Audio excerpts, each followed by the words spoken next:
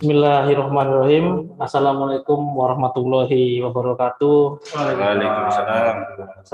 Alhamdulillah, pada siang hari ini kami dipertemukan sempat sharing-sharing sebelumnya bersama kami selaku koordinator unit hemodialisis, dan yang kedua kami sharing juga kepada dokter penanggung jawab kami yaitu Dr. Habibi SPPD, dan tidak lupa juga kami berinteraksi mengundang pasien kami yaitu Pak Idi Siswanto. Apa kabar Pak Idi Siswanto? Alhamdulillah baik Pak. Alhamdulillah sehat tadi ya. Sehat.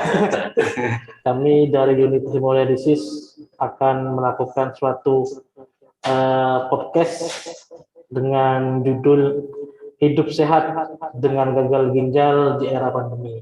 Untuk nakes untuk menghadapi COVID-19 itu seperti apa? Itu mungkin dari kami dulu ya, di unit hemodialisis kami itu ya, memang meskipun ada pasien COVID ya tetap kita jalani dok ya, tetap kita lakukan tindakan sesuai dengan apa yang pasien butuhkan seperti itu. Mungkin dari Dr. Habibi, perannya sebagaimana dok, nakes untuk menghadapi COVID-19 ini? Ya, ini memang COVID ini kita juga nggak nyangka ya, sedemikian lamanya gitu ya ternyata.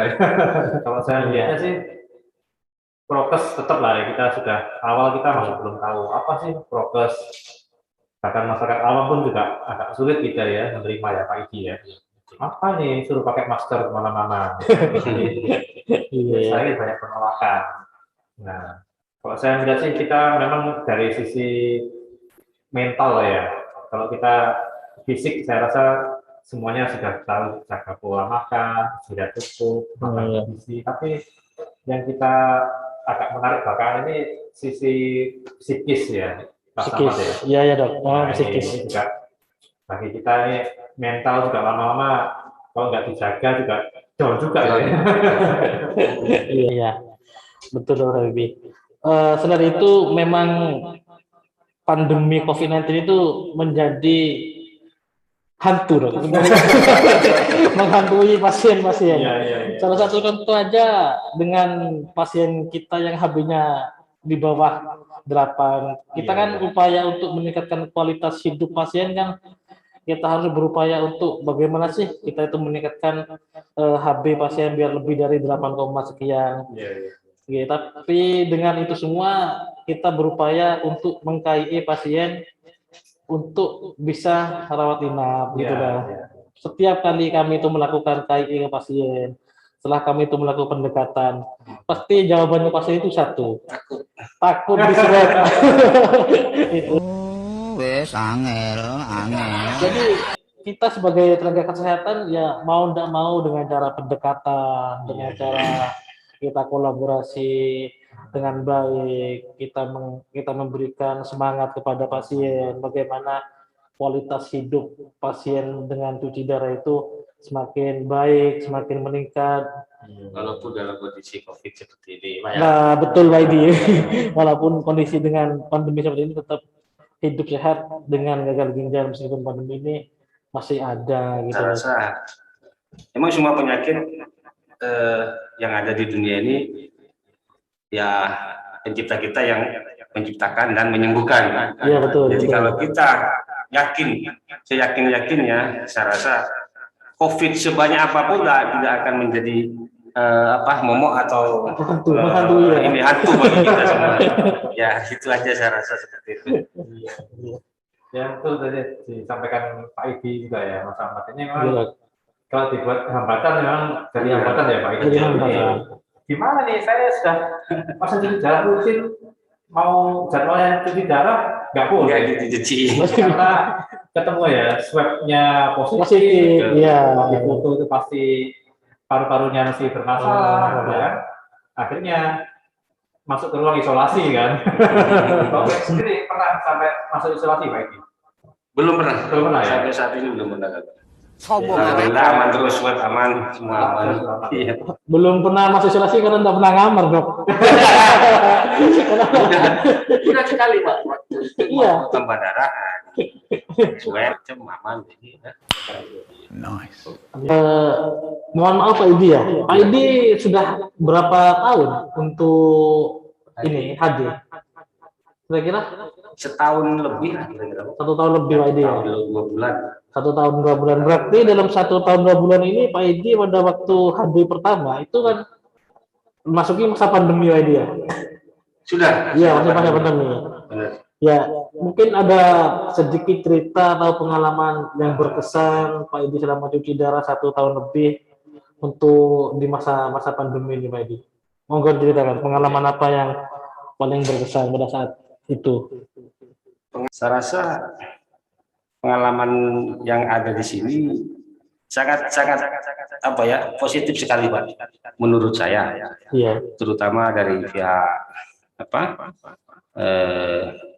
Bapak perawat-perawatnya yang selalu mendukung dan memberikan motivasi yang terbaik untuk semua pasien yang ada di sini. Kalau di sini, di Rumah Sakit Rinjani ini saya rasa semua perawatnya saya acungkan jempol. Pelayanannya juga, terus memberi motivasi juga dan memberi semangat yang membuat semua pasien yang ada di sini nggak merasa nggak merasa takut, nggak merasa down dan lain sebagainya. Ya, itu kesan pertama. Kesan kedua, saat kita kumpul bersama pasien hadir yang lain di masa-masa pandemi seperti ini juga sangat menyenangkan Pak, Dok, ya, menyenangkan artinya kita tetap berkomunikasi dengan mereka, ya, bercanda bersama, tapi kita tetap mengikuti protokol kesehatan yang ada, ya. Artinya jangan sampai kita lengah pada saat kondisi pandemi seperti ini, kita nggak pakai masker, nggak pakai APD dan lain sebagainya, itu yang malah nantinya akan merugikan kita sendiri. Ya, jadi seperti itu mungkin kesan yang saya rasakan selama saya melakukan cuci darah di sini 1 tahun lebih, 2 bulan. Iya, jadi saya juga mengucapkan terima kasih banyak kepada rekan-rekan perawat yang ada di sini yang dengan sabar, dengan ikhlas dan memberikan terbaik buat kita semua. Alhamdulillah. Ya, itu aja Pak. Mungkin ada sedikit pesan atau dari keluarga, dari anak atau istri selama pandemi ini bagaimana Pak Idi? Dari keluarga Pak Idi, pesan untuk saya pribadi di saat pandemi seperti ini, mereka tetap memberikan semangat untuk saya melakukan cuci darah. Walaupun kondisi saat ini seperti ini sangat menakutkan ya. Ya, betul. Ya, karena penularannya pun sangat cepat. Ya. Apalagi COVID yang baru ini sangat-sangat cepat sekali ya. Cuman dari pihak keluarga, karena memang ini sudah kebutuhan juga bagi saya untuk melakukan cuci darah, mereka tetap memberi semangat. Ya, yang jelas tetap harus mengikuti protokol kesehatan yang ada. Jadi kurangi berkerumun, kurangi pendekatan dengan pasien positif, dan dilarang nongkrong malam-malam. Dilarang.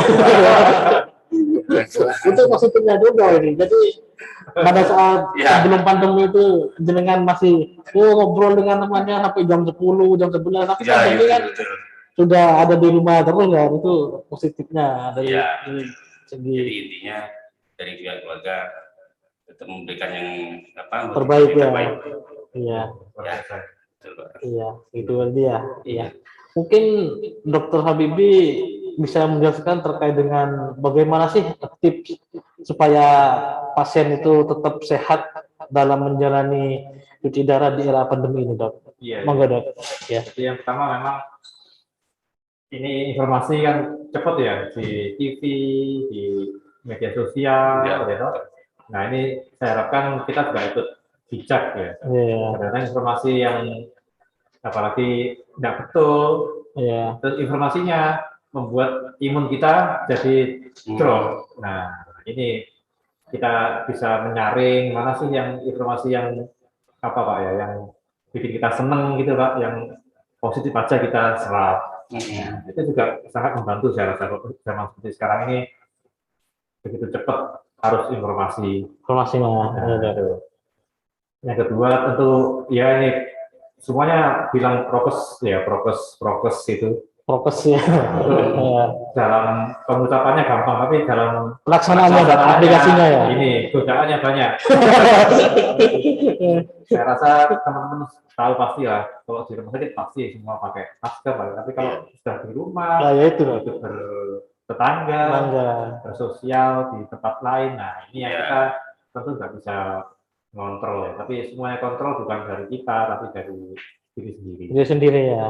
Jadi IT betul, keluarga kok nggak ikut nimbrung mengingatkan, namanya manusia ya, itu kan banyak sekali apa ya, cobaan-cobaan bagi kita sendiri ya Pak ya, terutama mungkin ke IT, terutama teman-teman di ruang HD ini ya. Terus saya pribadi juga, kita sendiri merasa banyak kehilangan dengan keluarga kita. Iya, betul. Karena implikasinya dari COVID sendiri, macam-macam ya. Macam-macam. Tapi kita, ya sudahlah, memang itu takdir ya, kita nggak bisa mundur tapi kita sudah melakukan ikhtiar yang terbaik. Iya, yang terbaik, berapa sih? Iya. Ada, mudah-mudahan tetap menjaga protokol kesehatan. Hidup sehat ya Pak Edi ya. Teman-teman juga, alhamdulillah perawat kita kayaknya nggak ada yang sakit ya, Mat ya. Alhamdulillah ya. Alhamdulillah tidak ada. Semoga tidak terjadi. Kehilangan 1-2 teman-teman ini sudah susah dari.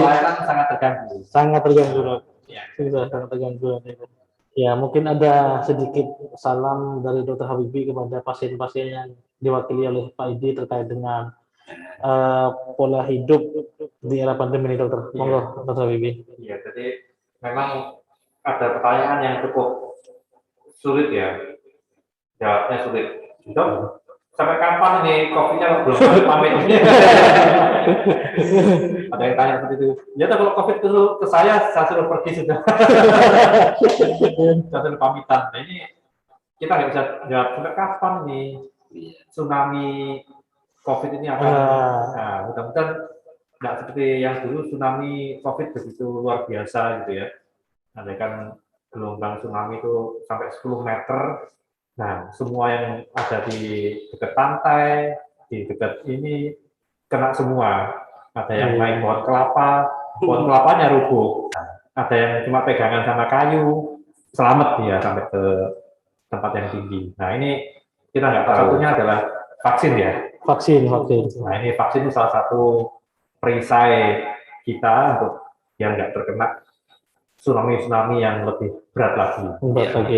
Saya rasa saya banyak memberi surat-surat. Gimana Dok? Saya ini pasien cuci darah. Iya. Tapi saya mau vaksin, boleh. Nah ini apalagi sekarang vaksin lebih gampang gitu. Mungkin teman-teman, nah ini podcast ini tujuannya share ke teman-teman. Ya. Dok, saya takut vaksin. Jangan takut, jangan. Boleh Dok ya? Boleh, semua boleh vaksin. Bukan jadi halangan Dokter ya? Bukan jadi halangan. Meskipun pasien cuci darah tetap diperbolehkan. Mungkin ada lagi Dokter yang disampaikan? Cukup kalau dari saya. Sudah cukup ya? Ya. Semoga pada acara ini kita diberikan manfaat, keberkahan untuk semua kita ya. Mungkin saya tutup untuk acara podcast ini. Kami ucapkan terima kasih Dr. Habibie. Terima kasih Pak Edi sudah meluangkan waktu ya buat kami terkait dengan acara podcast ini. Dan saya akhiri, wassalamualaikum warahmatullahi wabarakatuh.